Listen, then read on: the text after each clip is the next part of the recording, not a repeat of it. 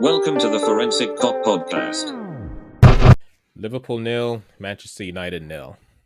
The good news is VAR didn't get involved, but apart from that, I can't think of anything else that was good. Well, you know what? Honestly, I liked seeing Thiago in there. I thought he definitely added a bit of creativity. I loved Shaq. He might not have been the best player on the field, but I just like what he brings. But I don't know. This might not be a popular view, but I don't know, man. I'm just like done with the front three. Like I'm done hearing about them. I'm done, the reverence that's given to them. I'm done hearing how like 5 years ago they were good. Like I'm not seeing much. Yeah, on Shaq, I think he was good. It was nice to see him from the start. The way the game went, it would have been a nice option, him coming on in the 60th minute, let's say, just to do something different because we didn't really have anybody to come on and change the game. But I was happy to see him start. And with the front three, I agree. They haven't played like this fabled front three that we all talk or the media talks about. Mane really is the only one I'm consistently happy with or content with. Salah and Firmino are just too hit and miss. And Mo Salah, he needs to look around and see what's on the field and not try to dribble everything all the time. So it's funny you say that. I'm actually looking at the stats. So between all three of them, they only got one shot on target, which I'm sorry, like I feel like this is a recurring theme. They're not hitting the target. And amazingly, the only one who hit the target was Firmino, who actually had 4 shots at net. Salah had 3 and none on, and Mane had only 1 shot at net, none on. So, I mean, I actually agree with you. Watching the game, I would have said Mane was probably the guy that brought it the most. He seemed to have the most energy, the most active, most involved. And Salah seemed to get the ball a lot and seemed like he was about to become dangerous, but then he just never did. He seemed to lose the ball constantly. And I mean, I don't know if he's forgotten the footwork that made him famous. Like I honestly, I don't know what it is, but he's not delivering. I think teams have just learned how to defend against them. I think that's all it is, because even I agree that their shot accuracy leaves a lot to be desired, but watching the game, I didn't see many opportunities for them to take better shots. I think we weren't making enough space for ourselves as a team to create really solid opportunities. Yeah, and it might just come back to like just something as simple as exactly what you said. Teams have figured out how to defend us. It's been, this front three have been together, 3 years now? 4 years? Something like that. Maybe 4. And, our midfield with Genie and has been kind of, okay, Thiago's new, Shaq is new, but for the most part, we're playing the same way we did for years. So, it's eventually you get figured out, and you either need to be playing that well, which we're not, or you need to add something new. And we haven't added anything new. Like, I will say for Genie, I was actually a little bit impressed at the beginning of the game. He seemed to come out with a bit more of a directness and a bit more of a forward thinking frame of mind, but that seemed to die off quickly going back to the regular Genie. But he did show some signs of maybe being able to facilitate a bit. I wasn't happy with his game. He played a decent game, but he played like Genie, right, does for Liverpool, where I thought that he slowed down a lot of our possession, where rather than either pushing forward or looking for a quick pass, he would just hesitate, and then the opportunity was lost, and then all of a sudden he finds himself in trouble, which he gets out of, but then we end up going back anyway. So yeah, I think, and I'm sure that Klopp and team are already looking to see what they can do with the formation to get the best out of the team, because the front three are not delivering, the fullbacks are not pushing as high anymore because we don't have defenders in the team anymore. And I thought I thought Alisson, Fabinho, and Henderson were the best players, and Thiago. So, I mean, I'm going to say something and you're being like, you're insane. But at this point, to save our season, if we could only buy one player, I actually think it might need to be a forward, because teams are not scoring at will on us. We're giving up what? We gave up none. Last week? We didn't give up any, or the week, 1 goal, 0 goals, 1 goal, maybe 2. Like, we're not giving up a ton. And our big 7 goal where we gave up 7, we actually had Van Dijk in there. So I don't think our defense is the problem here. Like, they might be playing a little bit differently, but they're solid. We're just not creating anything at the front. Yeah, and the reason for that is because the way that we create in the front is through the fullbacks, but they're not playing their game because they're defending, or they realize that they can't sit it, or they have to sit a little bit deeper, and we're relying on the front three to just create some magic, which they will not do every single game, right? Because they're not forwards, they're not wingers, they're not that creative. They're just skillful, but they're not creators per se. And I agree with you. The complication now is Diogo Jota. I know he'll come back and he will score goals, but I am concerned that we would be relying too much on him to get us out of this, and he is really the least experienced out of them. So that's putting unnecessary pressure on him.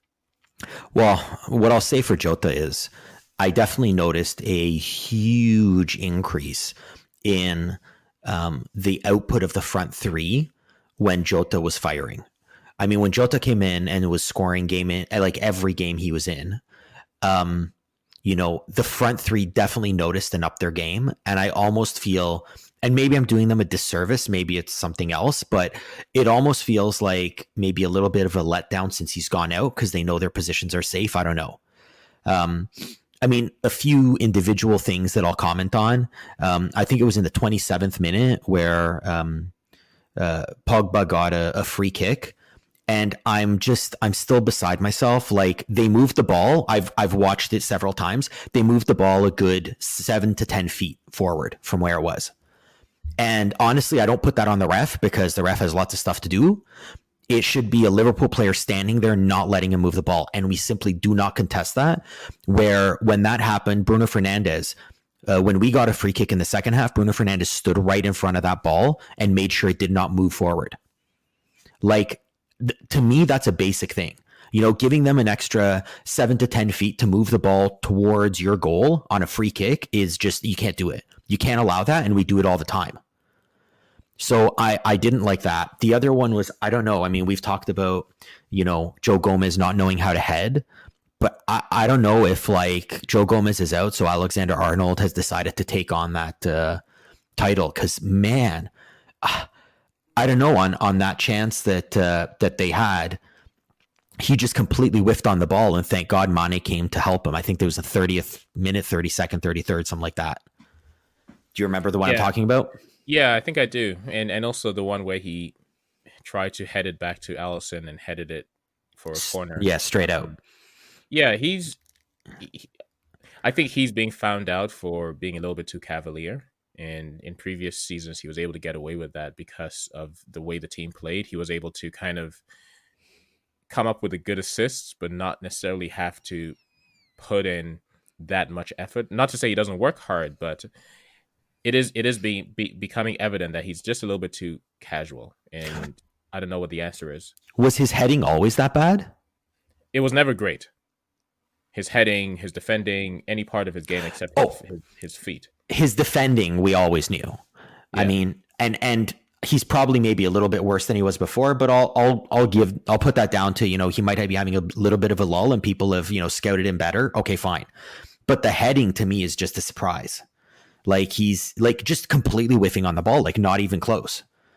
Yeah, and the reason why we haven't noticed it is he would never have had to have been in those positions in the past because Van Dijk and, well, I was going to say Gomez, but so I suppose Van Dijk would always be the one coming and getting those headers. Hey. Let's be honest here. If I told you right now Gomez is back next week, wouldn't you be beyond thankful? Absolutely. So then let's not criticize the man too much. He's, I mean, for whatever we might not like about him, and his heading is definitely not up there, he's got a lot of great skills that we could definitely use right now. But I mean, full credit to Fabinho and Hendo. I thought they played a great game.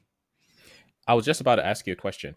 As well as they played, and I'm kind of caught in two minds right now. I'm thinking if we don't buy a center back, which you believe we won't, and if Matip continues to remain injured, do we either stick with Fabinho Henderson at the back for every game until the end of the season, or do we stick with a midfield of Fabinho, Henderson, Thiago, and just go for it, and then put Phillips and Williams or whoever else at the back? So, what I would say to that is, I think this game told me all I needed to know, which is not that I have anything against Henderson. I think he's a fantastic leader, and I love him, but we need height at the back, and Fabinho is tall. I mean, I think he's 6'1" or 6'2" or something, and that's okay. But Nat Phillips back there were. I mean, they didn't get a lot of corners. I think their first corner for Man U was in like the 50th minute or something like that. So they didn't get a lot. But man, when they're crossing it in, it was just it was really up to, can they put the ball where they want it and time the jump, because we weren't offering much resistance. And that can't continue. Like, we're going to get burned on that a lot if we don't address the height at the back. And so I would at this point take Nat Phillips, to be honest. So would you have Fabinho, Henderson, and Thiago in our midfield, and then put Nat Phillips with whoever else at the back? And my question is really because I want Henderson and Fabinho to play together. So my question is, do we stick them at the back together, or do we bring them back in the midfield together? Because we do need to change something in our front six, right? The front three are not going anywhere, and our midfield is not creating or not imposing themselves to create space for the front three. And I think that Fabinho, Henderson, and Thiago would do much better. So what I would say is I agree with you. I think the front three aren't producing, but I think that the answer needs to be more wholesome than just the simple shuffle around the personnel, because that's just not working. I think what you need is you need to rethink the 4-3-3. I think I would put Fabinho and Phillips at the back. Or Matip and Phillips at the back if Matip comes back, and I think I would sit Fabinho and Thiago as the defensive midfielders. And then you could have a more offensive midfielder, which frankly I think would make more sense to have Firmino in there. I agree too, because that's where he is anyway. And then you can have yourself a front three with like Shaq or something, who is, more dangerous on the shot, or maybe even Ox. I mean, he hasn't looked good in the midfield. Maybe try him as a forward, like something. Like, I feel like we can't just keep rolling out the 4-3-3. It's just not working. So I would legitimately think of a midfield that has Fab and Thiago as the sitting midfielders, and then your third midfielder can push much higher.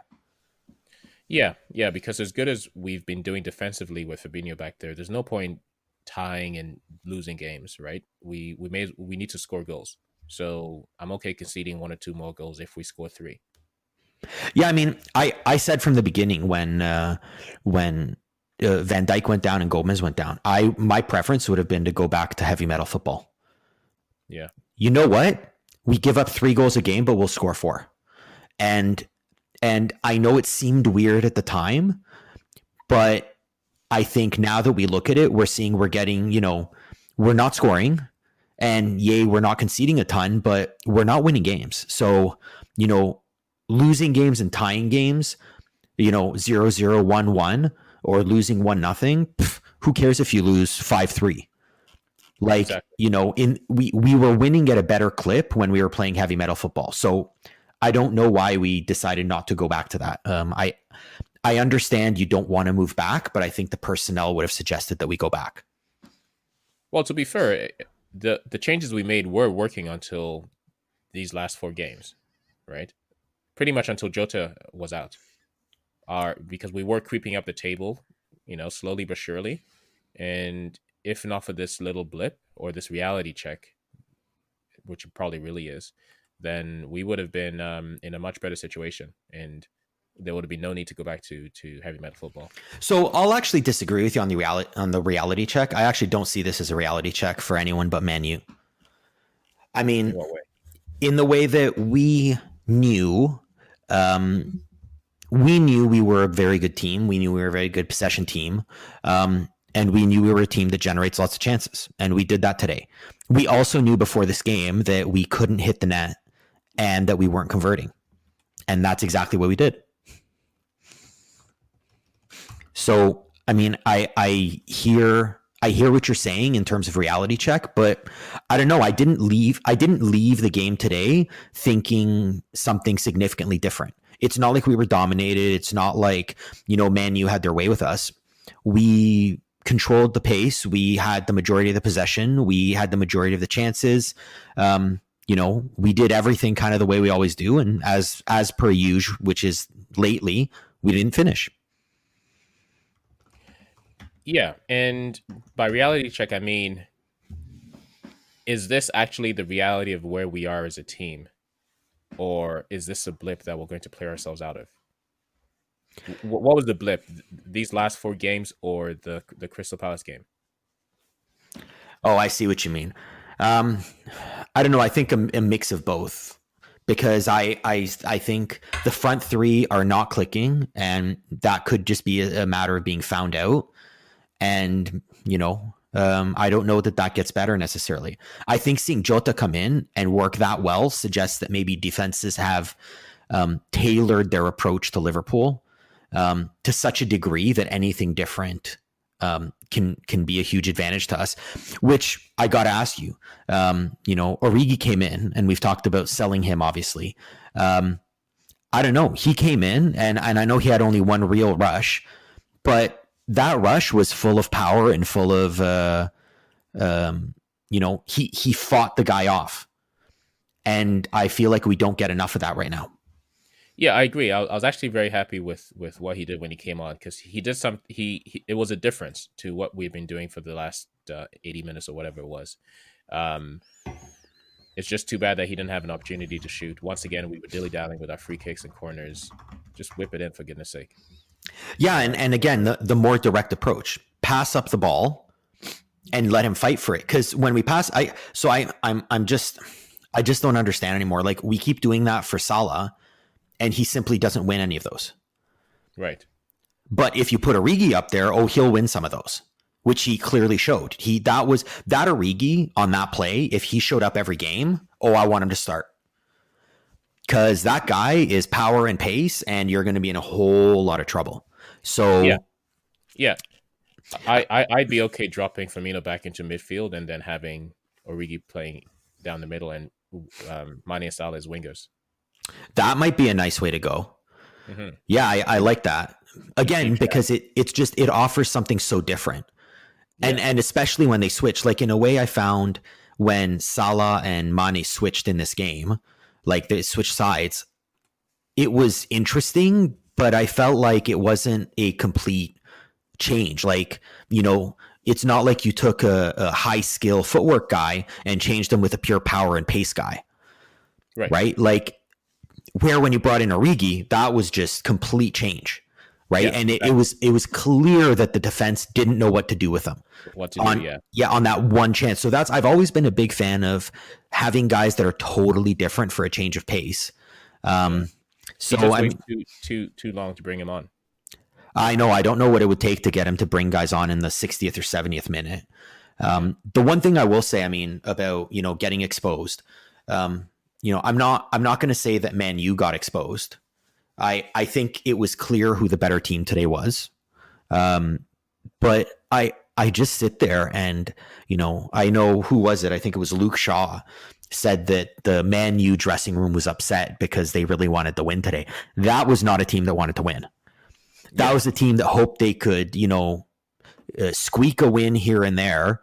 And that was a team that was in the 90th minute walking up the field for a corner because they were trying to delay as much as possible. That was not a team that wanted to win. So for all the talk that Solskjaer has about, how good they want to be and all that, they basically handed the title to Man City today, if you ask me. Yeah, they're not winning the title. Well, I mean, if they if they had won today, they would at least have been in control of their own destiny. Where now Man City has a game in hand and can move ahead of them on that one game in hand. So, I mean, they came to Liverpool today with a desire for a tie. I didn't see a team that wanted to win. And I didn't see a team that knew how to generate a whole lot of top quality chances against good competition. They were clearly, we can't finish, but we were still the better team. They were just playing their game, right? They're playing to their strengths, and that's what they do. They sit deep and defend, and then they attack with pace and hope to nick a winner. I was happy with the way that we dealt with Fernandez. I mean, he's a good player, but I think his goals and assists mask the fact that he's not really that all round of a player. So I think, especially at the beginning of the game, I think Thiago sat on him a lot. So when we lost the ball, Thiago looked for him. Mm-hmm. And I think he definitely got frustrated about the fact that the chances weren't rolling like they do against some of the lesser teams. If you're going to talk about, again, Thiago is a bit of our creator in the midfield, and I would say Fernandez is their creator in the midfield. It was a non-contest of who is the better guy. Fernandez, at least to some degree, seemed to care, where, most of the other team doesn't always care. Most of Man U doesn't always care. But again, I would agree with you. I thought he was okay at best. I didn't think he really demonstrated a whole ton. And, that's kind of, everyone on the Man U team. I didn't think there was anybody there that really put in a spectacular showing. And to be honest, I mean, I'm kind of wondering, like, what was it, 2 years ago when everyone was on Jose Mourinho for, his park the bus tactics. Oh, that's not the Man U way and blah, blah, blah. Like, did I miss something? Because this seems like it's, park the bus take two. Yeah, they just have some better players right now. But realistically, they're playing the same method, except they're just parking the bus with different players. Yeah, I think the difference with the Mourinho team was, with that team, the way they were playing, I didn't see any way that they could win consistently. With this team, I can understand why they win so consistently and they get on runs, but they're not good enough to win the title, absolutely. But I can see how you put a bunch of good players together and you play defensively and hope for the break. Yeah, you are going to win a lot of games. Which, I guess, here's my next question: should we think about doing that? No, we don't have the right players for that. Yeah, I know. But at the end, I don't know. It feels like basically Man City and Liverpool play to attack, maybe Leeds as well.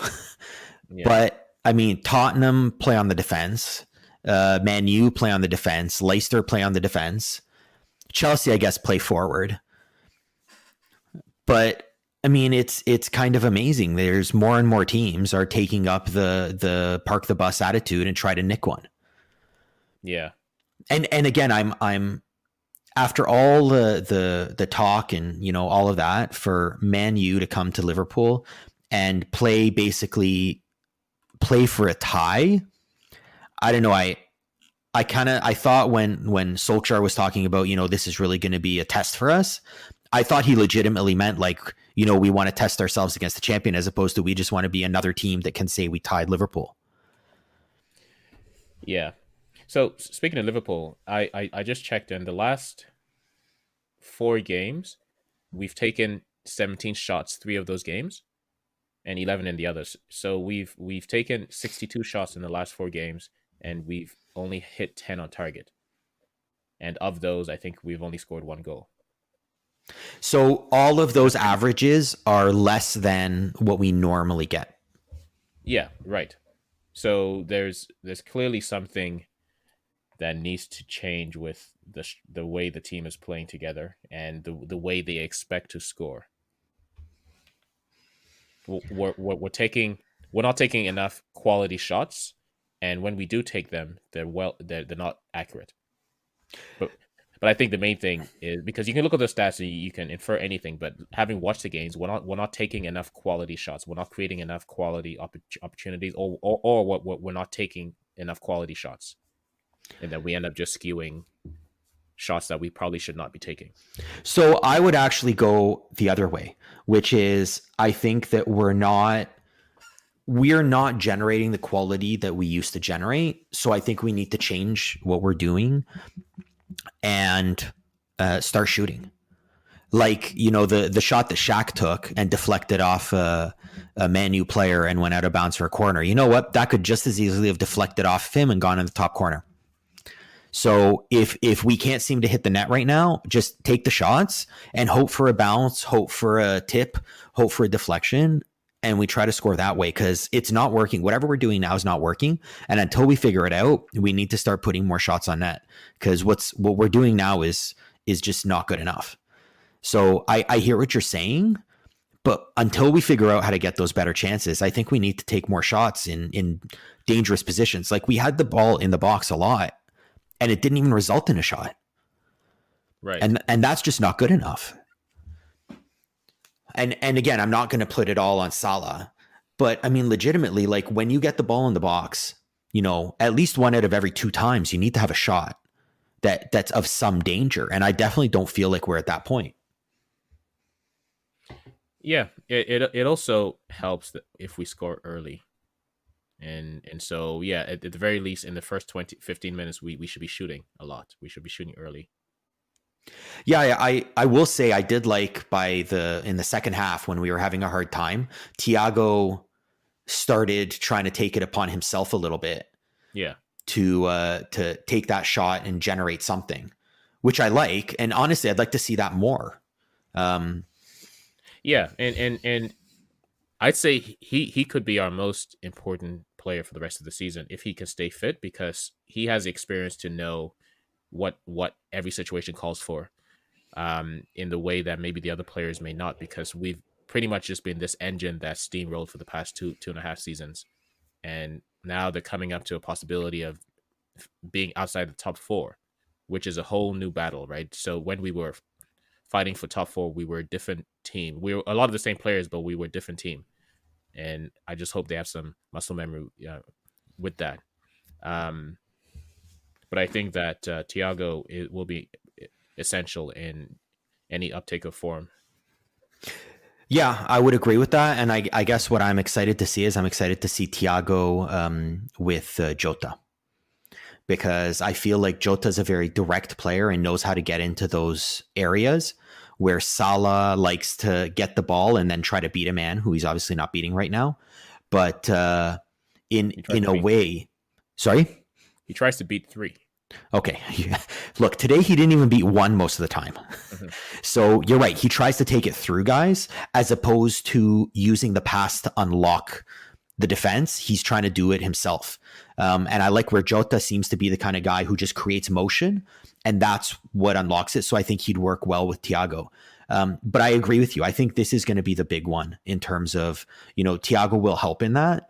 But again, I not to put Liverpool players down at all, but Klopp has talked about, Liverpool, the players being mental giants. To me, this is the big one. It's easy when you're a top team to push, but when things aren't going for you, when what's happened before hasn't worked, when you need to give more, that's when it becomes really hard. So I would like to see them respond now. And I'm concerned that it's been 4 games. You had the first game to respond. No, you had the second game to respond. Now this is the third game. You have not responded. So I don't know if we're those mental giants that we thought we were. And I don't know what it'll take to get us out of this. I think we'll have to take risks, right? We'll have to take, and also the other thing too is we've only played 18 games. So I know we're in January, but technically we're not even at Christmas in a normal year, right? We haven't played half of the season's not over yet. And so even though Man City should be in first place, or within a month or so, once they play all the catch-up games, nobody's running away with this thing yet. So there is still time for us to put things right. We just have to get back to winning maybe 3 games in a row. It doesn't help that we're playing Burnley and then we play Spurs after that, which anything could happen. I don't know. I think we need to legitimately think about, changing things up. I mean, I'm watching highlights while we talk, and I'm looking in the 61st minute with Salah in the box, three guys surround him, and Genie's right there, I know. nobody on him. And I'm sorry, like at some point, even if you don't have a better option, you need to punitively sit guys. And you need to be like, this is not how we win. You're not doing the job that you're paid for. And you're going to sit until you figure out what your job is. And not to single Salah out, but man, like that's just wasteful. That was ridiculous. Yeah, and he's not even. It's like he believes it's okay not to look up, right? And I remember a couple seasons ago when Mane was frustrated and he was kind of angry with Klopp because I suspect that it seems as if Klopp is catering to Mo Salah being selfish because it worked in his first two seasons, and he's not insisting that he look up, right? And you know what the thing is? I'm okay with a top striker being selfish, but when you're surrounded by three players, like, no, if Yeah. okay, I'll give you an example. You're already on 2 goals and you're looking for the hat trick in the 90th minute, you go for that shot. You've scored in the last 6 games, you're feeling it, you're hot, you go for that shot. You can't hit the side of a barn in the last month. You know what? Maybe you look up sometimes. Like, I feel like there's scenarios where you can't, that's Einstein's definition of insanity, doing the same thing over and over and expecting different results. Like, it's not going to happen. You're not feeling it. Get the ball to the people around you. And the beauty is, Salah is still a very good player. That's why he draws 3 defenders to him. Right. So by definition, if there's 3 guys on you, someone's open. Right. Right? Exactly. Like So it defeats the purpose if you're not going to pass or look for the open player when you're taking on 3 players. And the thing that Salah's not realizing, and I don't know if it's not realized, like, I don't know what you need to tell him. But again, I assume the coaching staff is talking to him, who knows. But Salah needs to realize, if you make that pass to that other guy twice, they don't even need to score. You just make that pass twice, you're never going to get 3 guys on you again. Because they can't afford to leave their man. Instead, now they know, leave your man. Salah's never going to make that pass. You're not. They don't make. He doesn't make them pay for leaving their man. So of course they'll leave their man, right? Like, if he passed to Genie put it in, and he won the game, and the next game something similar happened. Do you think people are going to leave their man in the box to come to Salah? No. It makes his life infinitely easier if he makes a pass out of 10. And he's just not doing it. I don't know. It's frustrating. What can I say? Yeah. It's anyway. I mean, we've beat a dead horse into the ground. It's not the game we wanted.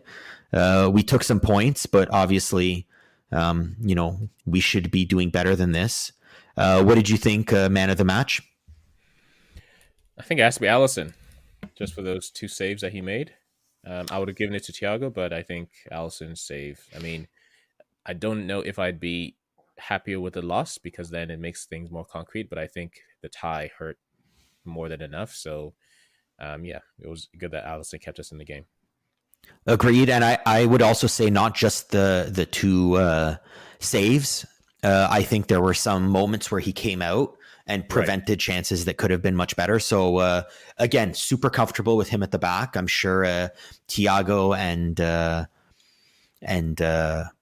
Hendo are very happy having him back there. It's funny. I'm watching at the 65th minute, another free kick that Man U have. And again, they walk the ball up 5 feet and Liverpool does nothing about it. Just drives me nuts.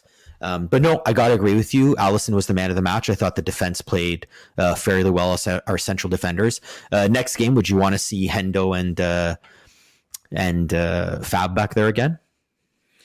Well, we're playing Burnley next, so I suspect Nat Phillips will come in. And I don't know, in our midfield, I say we go again, except maybe replace Shaq with Henderson.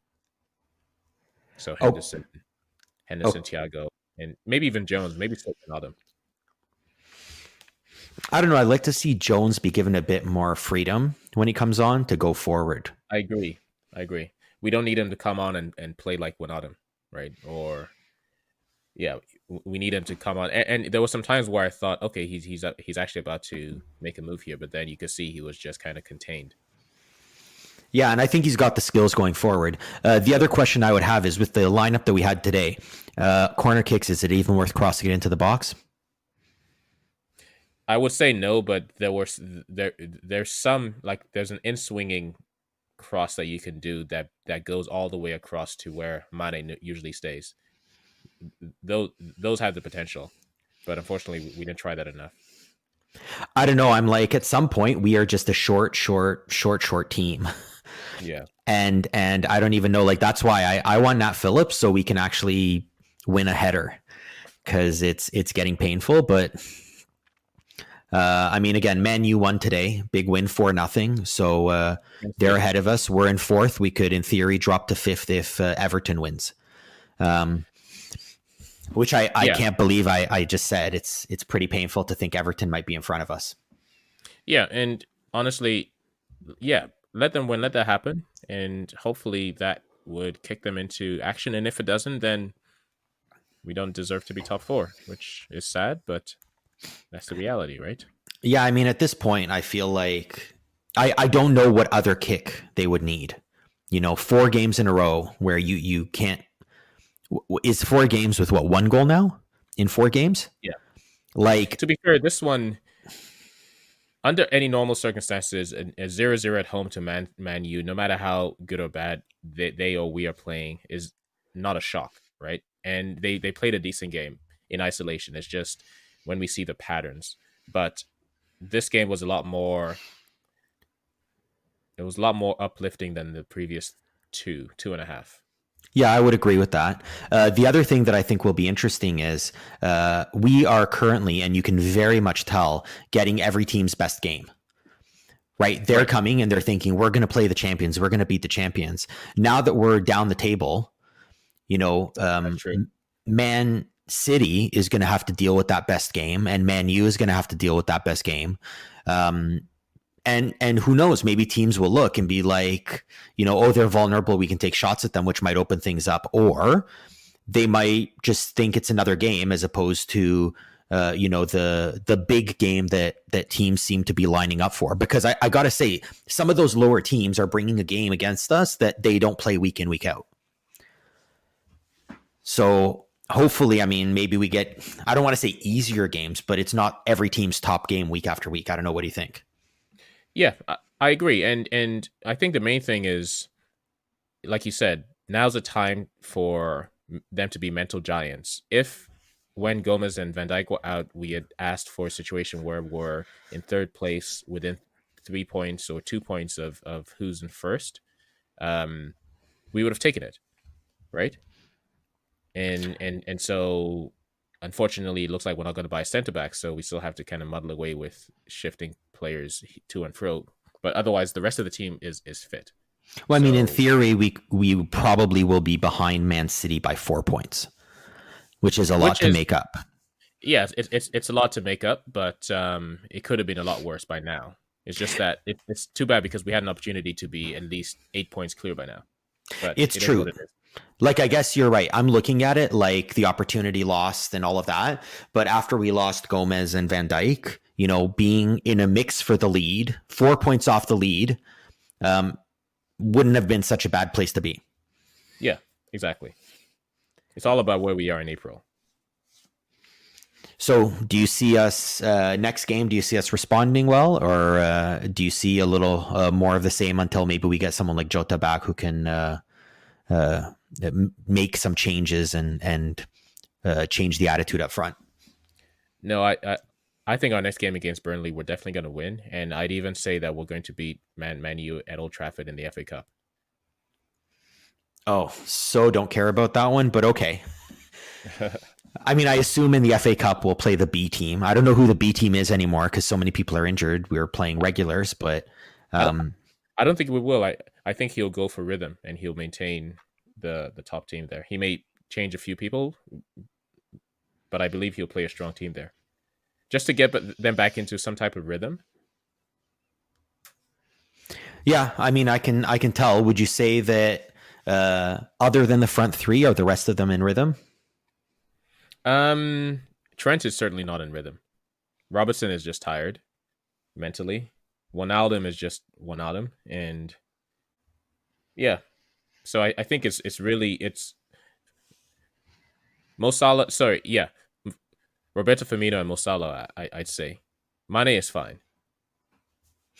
Yeah, Mane has been. I know we previously talked about the guy we would want to keep between Salah and Mane would be Salah, but I'm kind of changing my mind. Yeah, You me know, too. Mane brings it every game, and even if he doesn't necessarily have the footwork or draw the attention that Salah does, Salah's becoming a frustrating player to watch game in and game out. Yeah. And playing on another team might change something for him. So who knows? But it's become a frustrating proposition. But I mean, hopefully, he can snap out of it. Jota's supposed to come back this month, so that might make changes, and we can get back to our winning ways soon enough. For more stories, analysis, and articles, go to the ForensicHop.com website.